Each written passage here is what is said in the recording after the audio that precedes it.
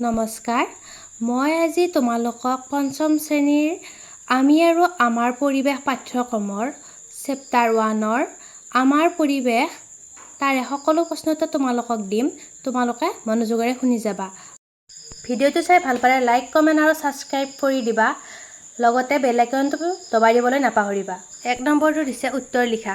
ক পৰিৱেশৰ জৈৱিক উপাদানকেইটাৰ নাম কি কি? উত্তৰ হ'ব পৰিৱেশৰ জৈৱিক উপাদানকেইটাৰ নাম হ'ল উদ্ভিদ, প্ৰাণী, চৰাই-চিৰিকটি, কীট-পতংগ, অণুজীৱ ইত্যাদি। পেঙ্গুইন চৰাইৰ গাৰ গঠন কেনেকুৱা? উত্তৰ পেঙ্গুইন চৰাইৰ গাটো ডিম্বাকৃত আৰু দীঘলীয়া।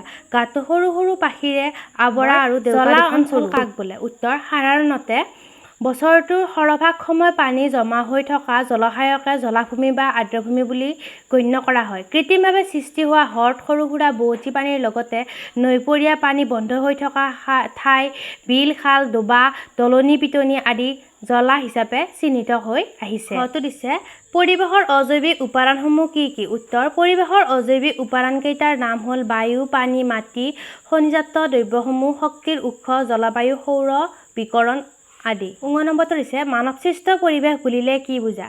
উত্তৰ হ'ব মানুহক যি কামে কোনো এখন ঠাইত এক সুকীয়া পৰিস্থিতি সৃষ্টি কৰে তাকে সেই ঠাইখনৰ মানৱসৃষ্ট পৰিৱেশ বোলে। প্ৰশ্নটো এইটো সুধিছিল, এইটো উত্তৰ লিখিলে হৈ যাব, কিন্তু যদি আৰু দীঘলীয়াকৈ হয় তেতিয়া এইটো লিখিব পাৰিবা। আৰু ইয়াৰ উপাদানসমূহ হ'ল ৰাস্তা-ঘাট, দলং, বাসগৃহ, উদ্যোগ, পৰিয়াল, সামাজিক ৰীতি-নীতি, কৃষ্টি সংস্কৃতি আদি। এইকেইটা তাৰ উপাদান। প্ৰথম 6 নম্বৰটো দিছে মৰুভূমিত কি কি প্ৰাণী আৰু উদ্ভিদ পোৱা যায়? এটাকৈ উদাহৰণ দিয়া। উত্তৰ মৰুভূমিত প্ৰধানকৈ উট পোৱা যায় আৰু কেকটাছ উদ্ভিদ পোৱা যায়। দ্বিতীয় 6 নম্বৰটো দিছে পৰিৱেশত পোহৰৰ ভূমিকা কি? উত্তৰ পৰিৱেশত পোহৰৰ শক্তিয়ে পানীৰ উষ্ণতা, জৈৱিক প্ৰক্ৰিয়া যেনে চিকাৰী আৰু চিকাৰৰ মাজৰ সম্পৰ্ক আৰু উদ্ভিদৰ সালোকসংশ্লেষণ আৰু বিকাশৰ প্ৰভাৱিত কৰে। প্ৰাকৃতিক পৰিস্থিতিত পোহৰৰ ভৌগোলিক অৱস্থা, মেঘাচ্ছন্নতা, উদ্ভিদৰ আৱৰণ আৰু ঋতুগত আৰ্হিৰ দ্বাৰা নিয়ন্ত্ৰণ কৰা হয়। 2 নম্বৰটো দিছে খালী ঠাই পূৰ কৰা। ক ডেছ মৰুভূমিৰ প্ৰধান প্ৰাণী?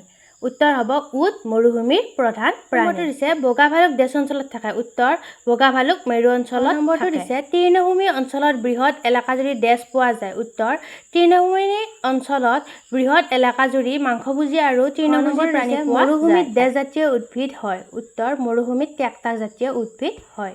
9 নম্বৰ পোহৰৰ পৰিৱেশৰ এটা ডেছ উপাদান? উত্তৰ পোহৰ পৰিৱেশৰ এটা অজৈৱিক উপাদান। 3 নম্বৰটো দিছে তলৰ উক্তিসমূহ শুদ্ধ কৰি লিখা।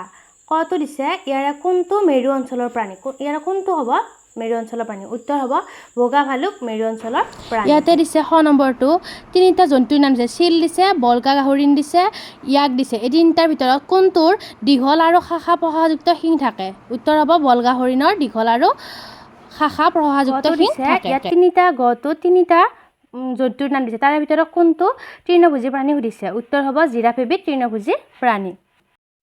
4 নম্বৰটো দিছে চমুটোকা লিখা। জলাভূমি, অণুজীৱ আৰু পানী আৰু বায়ু।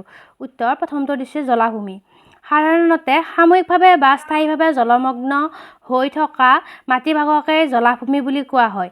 পানী আৰু মাটি এই দুয়ো ধৰণৰ উপাদানেৰে জলাভূমি গঠিত। এই দুয়োটা উপাদান থকা বাবে জলাভূমিত বিভিন্ন ধৰণৰ উদ্ভিদ, প্ৰাণী আৰু অণুজীৱই বাস কৰে। তদুপৰি জলাভূমিৰ কাষৰীয়া অঞ্চলত বিভিন্ন প্ৰজাতিৰ চৰাইও থাকে। খাদ্যৰ বাবে জলাভূমিৰ প্ৰাণীবোৰে পৰস্পৰৰ ওপৰত নিৰ্ভৰশীল। যিবিলাক তেনে ক্ষুদ্ৰ যিবোৰক আমি খালী চকুৰে দেখা নাপাওঁ সেইবিলাককে অণুজীৱ বুলি কোৱা হয়। এইবিলাক ইমানেই ক্ষুদ্ৰ যে অণুবীক্ষণ যন্ত্ৰৰ সহায়তহে দেখা যায়।